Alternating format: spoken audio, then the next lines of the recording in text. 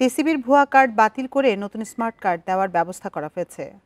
আরও ভালোভাবে টিসিবি সহ খাদ্যবান্ধব কর্মসূচি চালু করা সম্ভব হবে।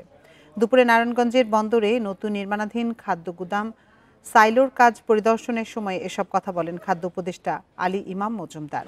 উপদেষ্টা বলেন, বোরোর উৎপাদন বাড়ায় মজুদ বাড়ানো যাবে।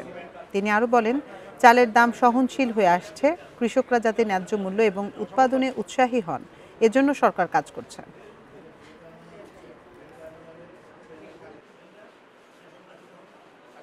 বান্ডেল থাকলে প্রতি সেনমানিতে টাকা বাঁচবে।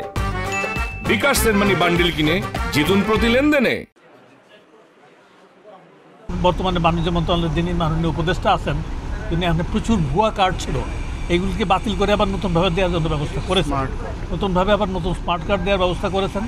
আমার মনে হচ্ছে যে যেটুকু একটা পরিবর্তনের জন্য যে একটুকু হয়েছে, এর ইয়েটা হবে না, নতুনভাবে আপনারা পাবেন, ভালোভাবে পাবেন।